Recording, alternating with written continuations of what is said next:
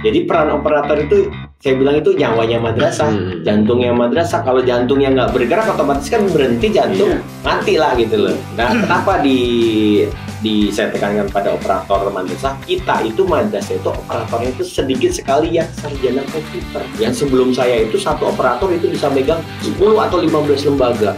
Itu kan kacau balau lah. Jadi saya mengadakan pelatihan atau penguatan peningkatan kompetensi operator madrasah yang nantinya ya jadi nyambung dengan Pak Fahmi. Jadi nanti kalau Pak Fahmi kebijakan PIP misalnya, nah yang sampai ke siswa itu yang ngurusin yang madrasah apa operatornya itu.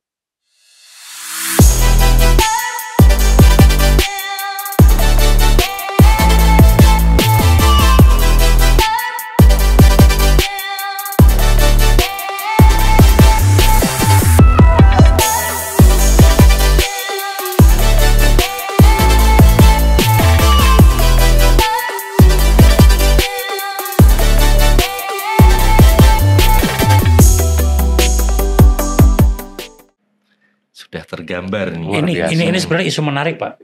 Isu menarik saya sedikit nambahin yang tadi disampaikan Pak Han. Operator itu kan jadi tumpuan ya, Pak Han. Ya. Tadi statementnya bagus. Jantungnya, Pak. Iya. Jantung. Kalau nggak ada jantung berarti nggak jalan. Oh ya, iya, nggak gerak. Nggak gerak. Artinya mungkin butuh, Pak Han, kita penguatan ataupun apa ya sifatnya strategi pendekatan kepada operator bahwa data ini betul-betul menjadi tanggung jawab mereka secara moral begitu. Karena kan keluhan operator selama ini kan kalau nggak ke finance dan lain sebagainya Pak ya. Itu Pak, kendalanya di situ. Jadi kualitas data dari operator itu mungkin kita butuh pendekatan bahwa kita ini bekerja semata-mata tidak hanya demi perintah yang disampaikan tadi, tapi betul-betul ini tanggung jawab moral bahwa menginput data dengan jujur, menginput data dengan valid, itu menjadi sebuah keharusan. Tidak boleh berorientasi kepada urusan-urusan yang lain di lain itu Pak. Karena saya menemukan masih banyak data itu ya satu madrasah yang sangat bermasalah dan itu fatal Pak dalam pengambilan kebijakan secara nasional. Itu Pak. Ya, saya tambahin sedikit boleh? Boleh, silakan Mas. Jadi memang benar apa yang disampaikan oleh Pak Fahmi. Jantungnya madrasah operator. Yang saya perhatikan itu operator itu punya peranan sangat penting ya. Tapi kadang beradaannya itu tidak dilihat atau dilihat sebelah mata. Gitu. Kalau guru itu kan walaupun dia honorer ada insentif. Nah kalau operator itu benar-benar nggak ada. Benar-benar nggak ada. Dan itu yang sedang kita perjuangkan di Kabupaten Serang. Yang kebetulan pimpinan baru atau bupati di Kabupaten Serang itu dari Kementerian Agama. Nah, jadi kita mau silaturahmi artinya bisa memperhatikan tidak hanya guru. Jadi perhatikanlah operator yang tadi jantungnya madrasah. Artinya semua kehidupan di madrasah ya, kalau nggak ada yang ngurusin dari operator ya nggak akan terlaksana gitu. KBM juga mungkin nggak akan terlaksana. Jadi itu yang mau kita perhatikan, operator itu jangan hanya tenaganya saja yang dipakai tapi tidak diperhatikan. Di lapangan tuh saya sering bilang tolong kepala madrasahnya dan yayasan perhatikan operatornya. Jangan diubrak-ubrak suruh cepet bos cair data masuk, tapi dikasih kopi nggak dikasih ini. Artinya kan mempengaruhi kinerja operator. Iya, kesejahteraan mereka. Tadi terkait dengan peningkatan kapasitas operator ya, mungkin dari Pendi sendiri sebagai pemegang emis itu ada nggak sih, Mas Zan? Untuk pelatihan atau BIMTEK itu? Nggak ada, Mas. Jadi selama ini memang tidak ada BIMTEK atau pelatihan, ya kan? Jadi kalau dari pusat sih mungkin turun perintah aja Pak ya. Nah, jadi kalau di pusat otodidak itu, jadi di pusat itu tidak, bahkan kita tidak punya anggaran untuk pembinaan dan sosialisasi. Contohnya sekarang yang e-ijazah. E-ijazah mungkin sosialisasinya hanya melalui Zoom.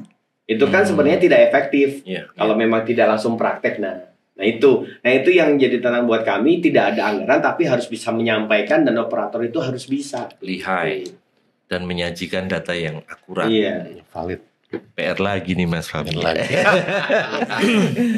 Ya memang dulu pernah Pak, ketika Dijen Pendis itu antara tahun 2020 sampai dengan tahun 2024 kemarin, selama kurang lebih 5 tahun, 20, 21, 22, 23, 24 ya.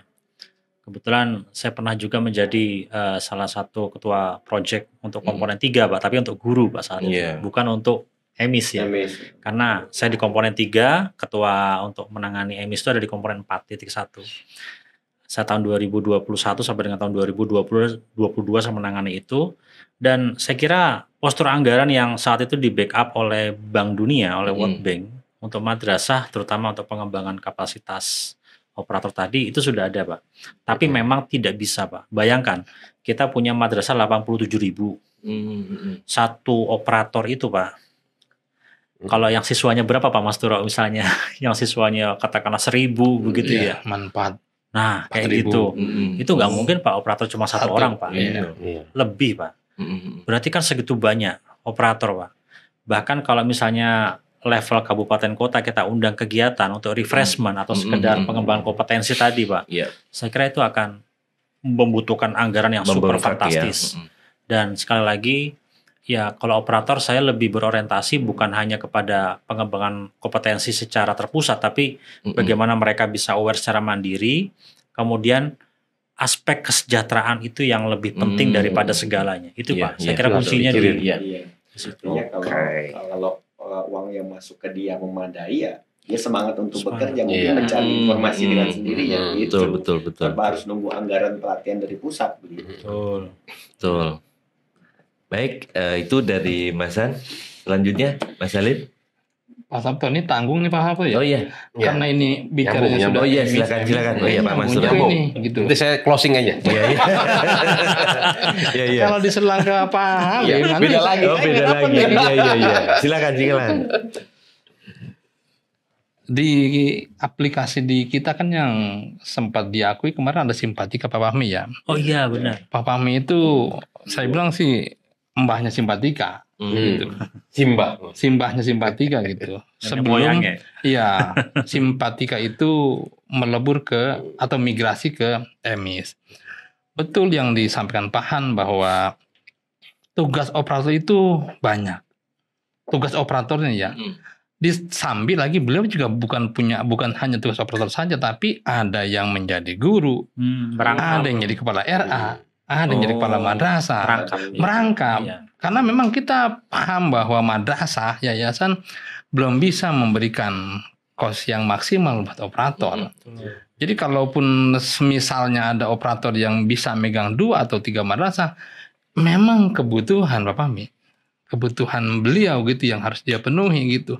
Dan kerja beliau Pak Sabto ya, itu nggak pakai jam. Kerja yang paling nyaman operator itu Pak, di atas jam 12 malam. Ya ampun. Itu baru lalu lintas emisnya itu nyaman. Kalau dia kerja dari 7 sampai jam 6 sore itu muter doang tuh kerusuhan. Kalau bahasa Pak Pastro kendet-kendet. Itu ya belum kan nasional Pak. Contohnya sekarang ada BAP emis. Terakhir tanggal 30 Juni. Itu kalau tidak pakai strategi yang pas, sudah waktunya selesai BAP, belum selesai target pekerjaan. Sementara Pak Sabto ya, kalau BAP-nya tidak selesai, resikonya banyak. Nggak dapat bantuan nggak dapat, bosnya enggak, TPK-nya itu yang bikin kita khawatir. Makanya ya kita bahasa saya sih bayain operator nih, supaya satu madrasah itu jangan sampai ada operator yang ngambek kemudian bawa akun gitu. Akunnya dia bawa, pekerjaan semakin mendekati batas waktu, tidak selesai, itu yang runtutannya banyak Pak Sabto. Jadi makanya kami ngambil rencana aksi perubahan itu sebagiannya menyentuh itu. Bagaimana sih? Pertama gurunya dulu kita kasih sosialisasi lah bahwa ini meringankan beban operator. Tidak semua juga tugas guru harus dikerjakan oleh operator. Ada beberapa tugas yang memang tugas guru ya sudah selesaikan lah terkait aplikasi emis. Operator biar tugas utamanya aja nih, rumahnya aja Tapi yang kecil-kecil ya kalau ada tugas guru ya biar guru yang mengerjakan gitu. Selama ini kan kita tahu sendiri bahwa guru-guru kita yang di madrasah kan usianya iya. Betul. Jadi memang permasalahan yang kompleks juga bicara dengan operator. Pokoknya seru Pak Sabdo. Mudah-mudahannya kita bicara ada apa. Selesai nih kayak di meja ini. Iya. Saya sih tadi sudah sampaikan sama Pak Han. Jangan lupa itu Pak Fahmi. Nanti Pak Fahmi mengeluarkan kebijakan akan berikan tunjangan khusus. Nah itu yang ini. Tapi wajar Pak kalau misalnya gini. Seru kan? Ini kan saya nyambung juga ini sebenarnya bukan konteks saya. Kenapa ke pusat? Iya. Kita dalam pusat ya. Masa lapornya ke pusat. Tapi memang ya kembali lagi kepada Kesra tadi. Ya kan orang itu kan kadang berbuat itu kan ada apa namanya ada take and give gitu ya. Ketika dia memberi banyak ya dia effortnya banyak untuk tadi emis tadi maka ya dia pengennya take-nya apa gitu kan. Jadi mungkin sih karena ini ranahnya kan sebenarnya pusat ya Pak. Ya Pak Hans ya pusat ya mungkin dibuatkan regulasi mungkin ya diusulkan ke Kementerian Keuangan karena jangan sampai ini madrasah yang tadi Pak Fahmi bilang itu apa ruhnya atau Pak Hans bilang jantungnya dari madrasah itu adalah emis maka harus pengarus utamaan kepada operator itu diutamakan. Sama kayak di kampus UIN gitu ya kita juga dengan tenaga dasar apa sebagainya tetap kita UIN mengharus utamakan gitu. Makanya ada remunerasi. Kalau di sini tukin namanya Pak. Kalau di UIN itu remon. Nah remon itu berbasis kinerja Ji.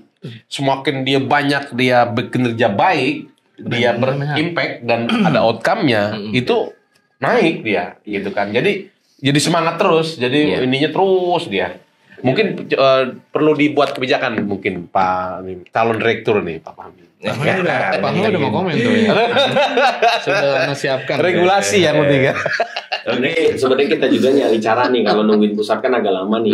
Jadi kita mendekati pemerintah daerah. Iya, bisa juga. Itu alternatif kebijakan yang strategis sebenarnya. Tapi kan itu hanya untuk mungkin daerah yang memang punya kedekatan. Tapi kalau yang daerah yang terluar, terdalam itu kan, nah itu siapa yang mau belain kan gitu. Kalau nggak ada standar nasional. Ini isu baru Pak. Iya, apalagi isu baru ini. Sebenarnya nanti silakan ini menjadi tema apa untuk podcast selanjutnya. Bukan. Untuk PKP berikutnya. Tadi yang akan mengikuti di angkatan berikutnya Pak. Dengan tadi sudah disampaikan Pak Masturo. Jadi baru-baru ini kira-kira 1-2 minggu yang lalu Pak. Mungkin teman-teman belum pernah mendengar ini ya. Ini akan semakin menjadi challenge tersendiri Pak. Ketika para operator dan juga para madrasah tadi dia bekerja tapi tidak dengan tadi reward and punishment yang seimbang ya. Baru saja Mahkamah Konstitusi itu kan memutuskan sebuah yang luar biasa itu gratis. Ya. Itu Pak. Jadi ada putusan MK nomor 3 tahun 2024 tentang sekolah gratis. Dan itu kemarin saya sempat menjadi bagian tim dari Direktorat Jenderal Pendidikan Islam untuk mengkaji kebijakan itu, merumuskan naskah akademik bagaimana kita akan merespon tanggapan kita kepada pimpinan yang nanti akan disampaikan oleh Pak Menteri.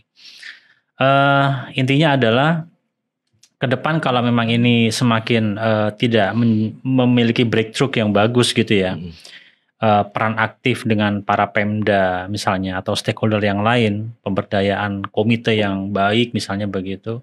Ini saya kira ke depan akan semakin menjadi lebih menantang lagi Pak. Data siswa, data yang lain, data terutama di madrasah ini, saya berbicara framework madrasah dulu. Ketika tadi Pak, ada BOS saja, bantuan operasional sekolah, itu tidak semua madrasah sekarang dapat. Enggak semua ya? Tidak semua Pak, karena BOS ini tidak mencukupi anggaran Pak. Betul. Di sisi lain ternyata anggaran BOS itu tahun 2023 kemarin saja atau 2024 saya lupa. Itu harus kembali ke negara itu kalau nggak salah 300 miliar Pak. Itu jumlah sangat fantastis. Padahal di sisi lain banyak ya Pak Mastro, madrasah negeri yang tidak sesuai dengan usulan yang ada siswanya di situ Pak. Bahkan yang swasta itu tidak mendapat sama sekali. Itu Pak. Ada ya. Itu tantangan. Ketika kita berbicara sekolah gratis, maka kan ada skala prioritas. skala prioritas apa? Siswa mana yang betul-betul di dalamnya sangat memerlukan dan sangat layak memenuhi kriteria untuk menerima dana BOS, hanya itu saja yang diberikan oleh pemerintah, Pak. Sisanya itu akan kembali ke masyarakat. Kalau yang memang betul-betul itu akan menjadi sekolah gratis, tapi di sisi lain itu akan ditanggung oleh masyarakat. Betapa akan luar biasa Pak tantangan pendidikan kita ke depannya. Tapi nggak usah dibahas di sini, itu nggak akan selesai Pak. Itu terlalu. Cuma Pak Mila nanti. Kita tinggal nunggu aja. Nunggu kebijakan Pak Fahmi. Masya Allah. Bolak-balik terkait dengan data tadi ya Mas Fahmi ya. Tuh. Selanjutnya Mas Halim nih yang belum nih. Ayo. Jadi mungkin ya kami juga sama ya tantangannya ya di kampus ya, karena besar tadi yang saya sampaikan dengan jumlah mahasiswa, dosen, tendiknya banyak gitu ya, sehingga fasilitas-fasilitas yang ada itu harus terlalu terjaga. Gitu. Itu komitmen kami gitu. Maka kami dalam aksi perubahan ini itu coba membuat aplikasi yang bisa memonitor itu gitu ya. Jadi tetap terjamin gitu. Jadi mutu dari Sarprasnya ya kita harapkan selalu terjaga. Artinya ketika ada kerusakan gitu, sedini mungkin selesai gitu. Ada kebersihan yang area-area yang kotor atau toilet yang rusak atau sarana yang tidak baik gitu ya. Itu segera dilaporkan gitu. Dilaporkan oleh seluruh stakeholder. Jadi siapa saja ya kami itu kan bagian umum, kalau tim staff itu kan ya nggak terlalu banyak ya. Tapi kalau OB Pramusaji itu kan menyebar itu sampai 315 orang gitu. Tapi kan 315 orang ini untuk menggerakkan mereka yang banyak itu kan harus ada pemicunya gitu ya. Nah, di antara pemicu adalah aplikasi ini yang saya angkat terkait dengan sistem informasi manajemen aduan sarana prasarana terpadu gitu. Jadi singkatannya Simantra. Nah, jadi istilahnya Simantra. Jadi kalau kita baca mantra terus dong ya. Baca mantra terus. Jadi biar bagus mantra terus. Nah, jadi kita mengharapkan kontribusi mahasiswa, kontribusi dosen, tendik untuk bagaimana menciptakan kampus itu enak gitu. Misalnya, kotor di sini, infokan ke kita, gitu kan, biar teman-teman ini gerak Pak. 315 orang ini harus jalan terus setiap harinya, jangan sampai dia datang pagi, beres-beres selesai, duduk, jam pagi masuk, siang kosong, nol, ya, sore baru datang. Itu kan yang kita sayangkan, makanya ini sebagai pemicu sebenarnya, mengungkit mereka biar mereka itu kerja profesional. Sama kayak kita juga full dari pagi, ya siangnya juga, sore bahkan malam gitu ya, kayak lagu kan, pagi pulang malam, ya kan. Nah nggak tiap hari ya. Itu yang jadi motivasi kita bagaimana mengangkat biar ini selesai gitu kan. Jadi kita sekarang ini udah baca tuh. Tiap hari tuh, ada laporan ini. Teman-teman udah validasi. Laporannya, ini bukan terkait UIN karena di situ ada barcode-nya Pak. Dia posisi di mana, kemudian map-nya ada, koordinatnya ada, tilok. Jadi yang ngelaporin juga nggak bisa hoax. Betul. Misalnya di rumah Pak Haji, ini kamar mandi nih kotor gitu kan Pak Haji ini. Tiloknya, ini kok di Jakarta bagian sono gitu. Berarti jadi nggak bisa. Aplikasinya anti prank ya. Anti prank, anti hoax gitu kan. Jadi semua mahasiswa, dosen itu bisa melaporkan di situ. Kapan saja, di mana saja dan direspon cepat oleh tim. Dan tim sudah saya bayat gitu kan. Bayat kalian harus konsisten gitu kan dengan tim efektif itu. Makanya inilah pentingnya kita di klub PKP ini belajar tim efektif, ya kan? Nah, dan teman-teman semua komitmen dan mudah-mudahan ini bisa terus istiqomah. Yang sekarang kita khawatirkan nggak istiqomahnya. Penyakit orang kita kan kadang angkat-angkat ayam gitu kan. Mohon maaf ini. Grupnya jangan dibubarin. Grupnya jadi pemilik. Jangan dibubarin. Berkelanjutan sampai jangka panjang tercapai. Kita sampai itu. Ambil dulu lagi dari sini nggak apa-apa kan? Kita tadi sudah mendengarkan strateginya. Selanjutnya, selama aksi perubahan diangkat ini tentu akan memberi dampak. Harapannya kan seperti itu ya, reformer-reformer kita. Kalau nggak ada dampak buat apa? Kan gitu. Kalau ada dampak itu berarti kita aksi perubahan kita kan berhasil ya. Nah, kalau tadi sudah ada ya dampaknya ya. Ya, Mas Alhamdulillah ada laporan bagus masuk gitu ya, dan direspon oleh teman-teman. Oh gitu ya. Jadi lebih mempercepat terkait dengan eksekusi aduan tindak lanjutnya. Ya oke gitu. Kalau Pak Masuro? Dampaknya itu begini Pak Sabto. Ketika kembali ke target emis ya.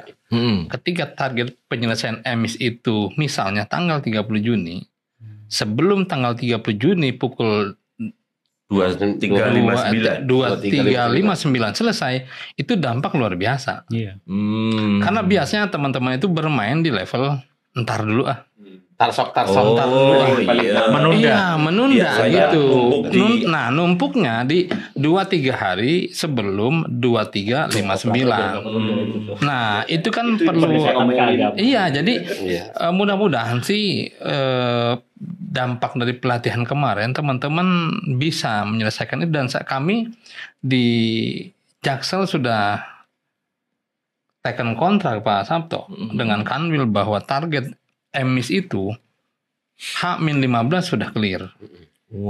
Dari tanggal penyelesaian. Ini karena kita masuk diklat nih, mungkin setelah pulang diklat baru kita selesaikan.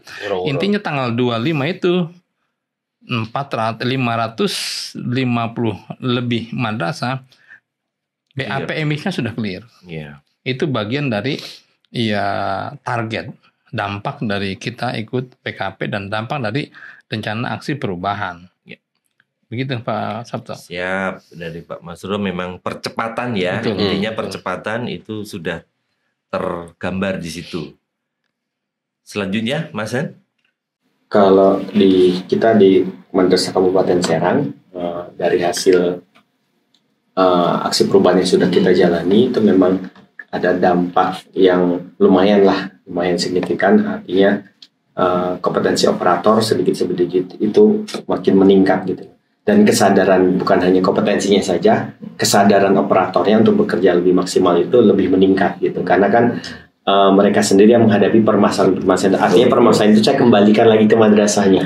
Jadi kalau memang tidak maksimal kerjanya, yang rugikan madrasah itu sendiri gitu loh. Jadi saya kembalikan, dan dengan memberikan kesadaran itu dan pelatihan ya alhamdulillah ada kenaikan yang lumayan yang signifikan untuk kompetensi operator madrasah. Ya walaupun belum diimbangi dengan peningkatan kesejahteraan. Artinya untuk memicu mereka memicu kenaikan peningkatan kinerja mereka, saya paling bisa bilang ke kepala madrasah dan ke yayasannya untuk memperhatikan aware untuk operator, dan bukan saya janjikan, artinya insya Allah kedepannya kita bekerja sama dengan pemerintah daerah untuk memperhatikan kesejahteraan operator. Jadi dengan statement seperti itu artinya bisa memicu mereka untuk meningkatkan kinerja mereka.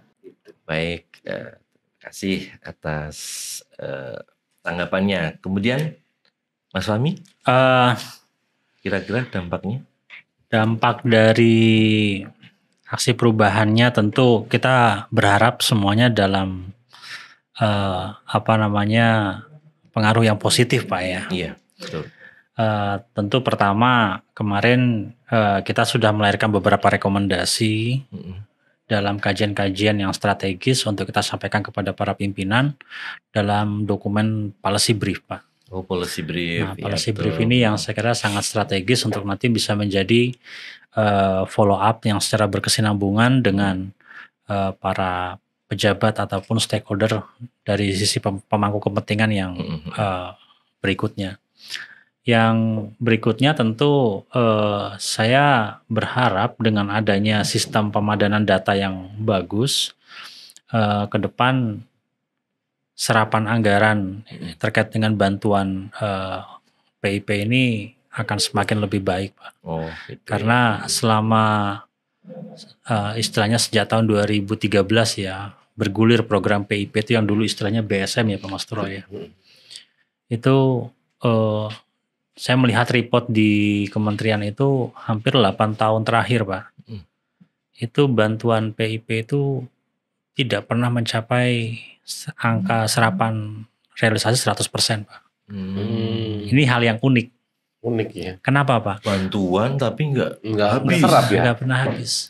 Itu yang menjadi salah satu penyebab kenapa bendahara negara kita, mungkin Bappenas, teman-teman atau teman-teman dari Kementerian Keuangan juga tidak pernah melakukan top up terhadap anggaran kita. Bayangkan, Pak, 5 juta siswa yang sebenarnya itu sudah dalam kategori layak, dalam kategori desil 3 untuk menerima bantuan PIP dengan penghasilan orang tua yang di bawah 2 juta begitu per bulan.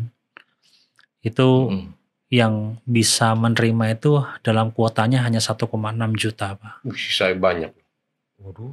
Enggak, artinya dari 5 juta itu yang berpotensi menerima bantuan hanya 1,6 juta. Sedih ya, Pak? Yang berhak. Betul. Ya 1,6 sampai dengan 2 juta lah. Itu. Berarti tapi bisa buat operator sisanya. Tapi di sisi lain anggaran itu selalu kembali ke negara, Pak. Nah, kalau kembalinya ke negara itu karena data siswanya tidak valid, NIK-nya tidak sinkron dengan data Dukcapil dan sebagainya. Nah, ini tantangan-tantangan ke depan, dan alhamdulillah kemarin sudah kita mitigasi dengan sebuah kebijakan aksi perubahan ini.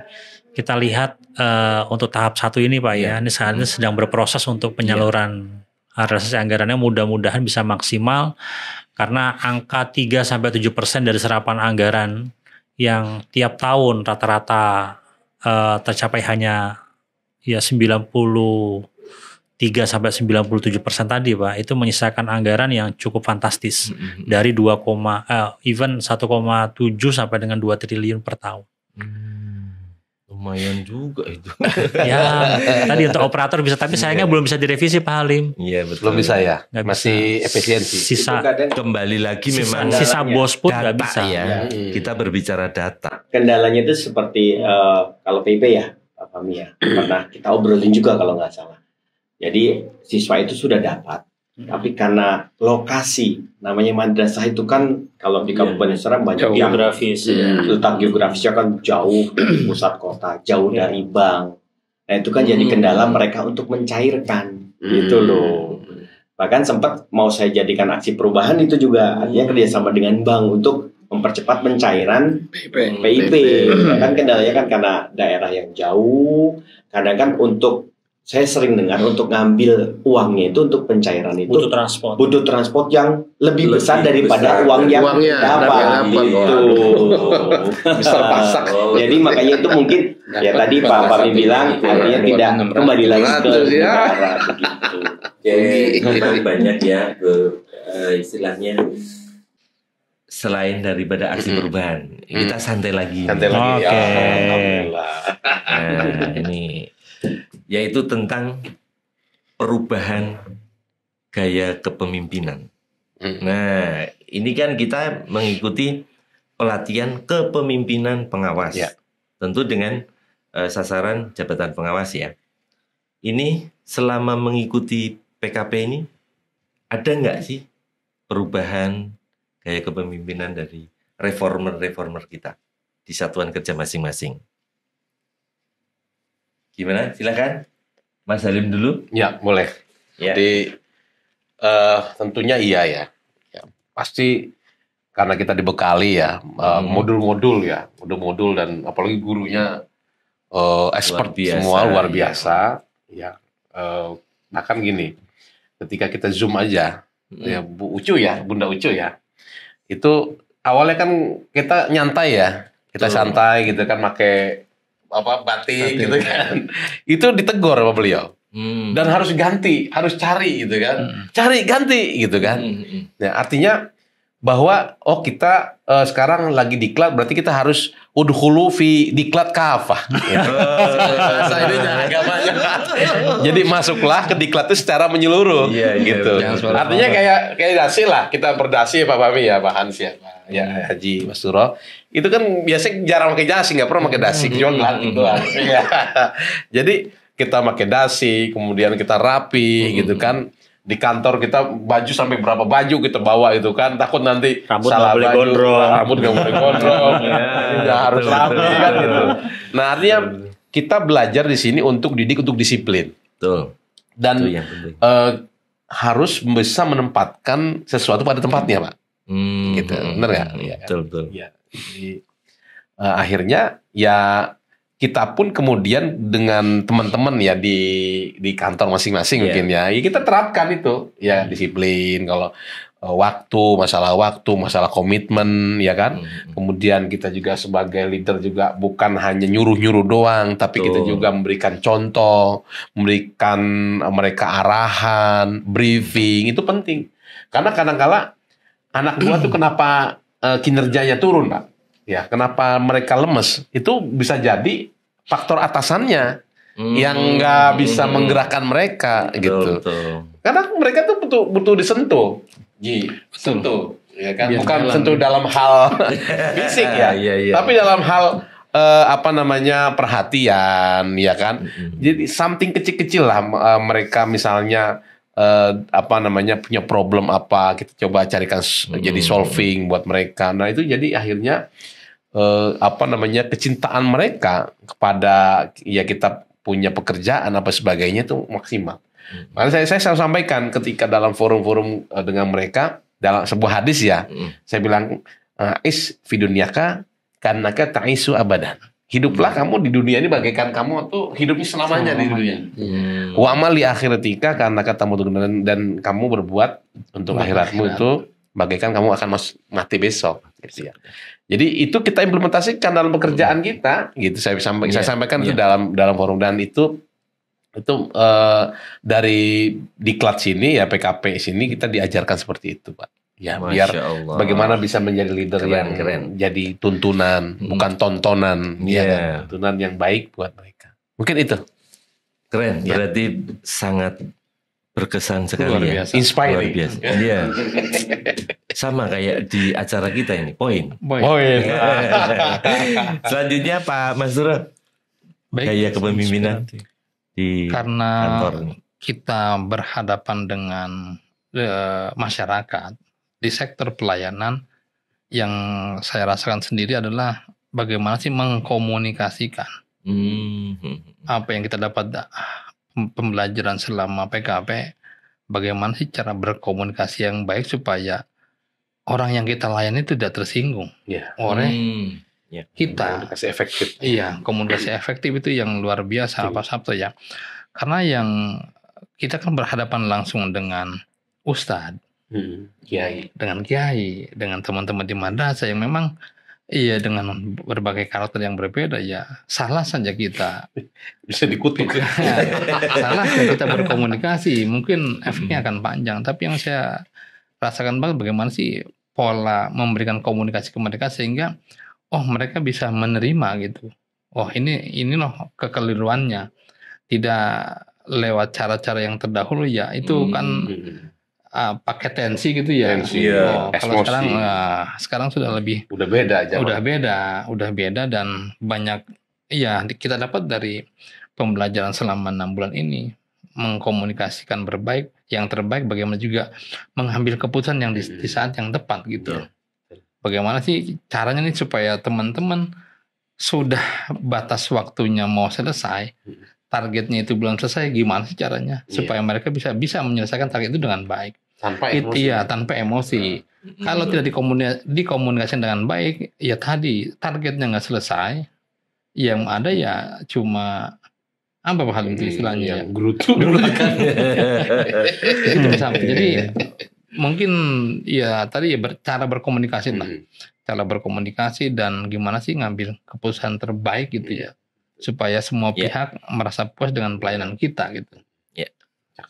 Baik. Terus dari Mas Han? Ya, intinya sih sama dengan Pak Halim dengan Pak Mas Toro. Kalau digabung lah. Jadi memang kalau pasti ada perubahan Pak. Dari integritas, dari manajemen hati lah istilahnya. Cara saya untuk menghadapi staf kita. Kayaknya emosian dia. Bener Pak itu. Artinya dari PKP ini saya belajar untuk mengelola hati lah, manajemen emosi. Karena kan memang di madrasah itu kan kompleks banget Pak. Belum menghadapi LSM loh, mahasiswa loh. Itu luar biasa pelayanan di masyarakat. Pak Fahmi ini senggol bacok nih. Hati-hati punya pisau ciomas. Memang itu yang saya rasakan, hatinya lebih bisa mengatur emosi tadi ya Pak ya. Karena gimana kita sebenarnya, artinya tadi Pak Halim bilang kan butuh sentuhan. Nah madrasah itu butuh sentuhan Pak. Ya, kita jumlah madrasah banyak, untuk menyentuh satu persatu itu kan susah. Waktunya tidak mencukupi. Tapi bagaimana cara saya itu menyentuh tapi tidak bersentuhan gitu. Nah itulah dari PKP ini, artinya terjadi di perubahan di saya untuk menghadapi berbagai macam masalah, artinya menghadapi berbagai macam karakter satker di bawah Penma itu, kita lebih bisa dewasa menghadapinya. Jadi bisa itu tadi kembali ke Mas Turo, emosi Pak ya. Nah, itu cara penyelesaian masalah. Nah, itu emang dari diklat ini saya rasakan seperti itu Pak. Karena memang dilematis di madrasah itu luar biasa Pak ya. Mungkin kalau Mas Surah di Jakarta tidak, artinya beda dengan yang ada di daerah gitu loh ya Pak ya.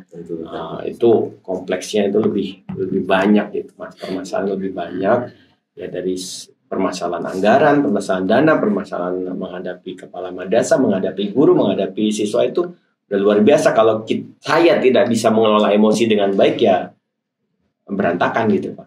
Nah, itu sih dari diklat PKP inilah artinya saya belajar untuk mengelola emosi, manajemen diri lah Pak ya gitu.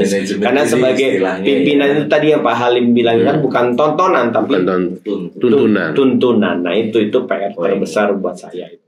Ya. Baik, selanjutnya Mas Fahmi. Ya, saya itu kalau berbicara apapun yang terkait dengan prinsip manajemen kepemimpinan itu sangat tertarik Pak.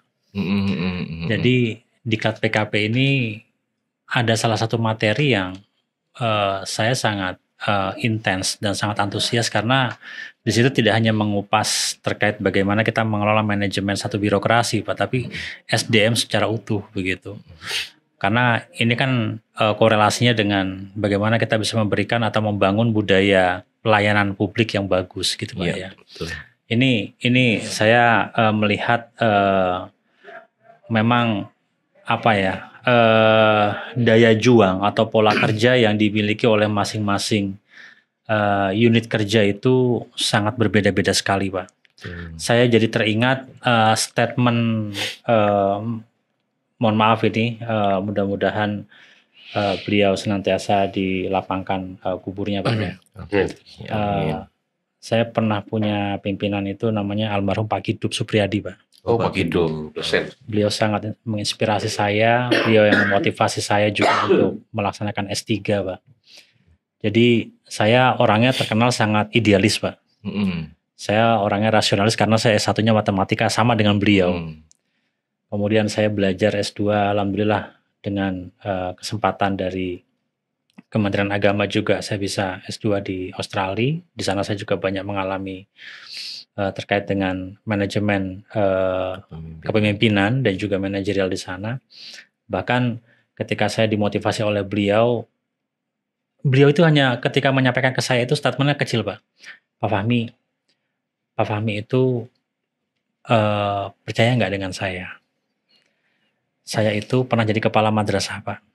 Kepala madrasah ngurusinya itu banyak Pak, siswanya Pak. Baik di MAN 2 maupun di MAN 4. Siswa banyak, gurunya banyak, belum masyarakat, orang tua dan lain sebagainya Pak. Ketika saya kembali dipercaya untuk menjadi jabatan struktural di kantor Pak.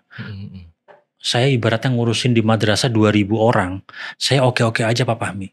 Tapi ketika saya ada di pusat, ngurusi orang 5 orang aja nih. Berat banget. Tuh statement beliau, Pak. Iya. Maka kayaknya kita perlu ini Pak Fahmi, perlu belajar lagi. Perlu belajar apa, Pak? Kita perlu belajar agama yang lebih dalam, Pak. Maka bagaimana saya bisa mengintegrasikan pola kepemimpinan yang saya pelajari selama ini, idealisme yang punya yang tumbuh di dalam diri saya, itu saya belajar di PT IKI Jakarta, Pak. Maka saya berbicara tentang pendidikan kepemimpinan berbasis Al-Quran.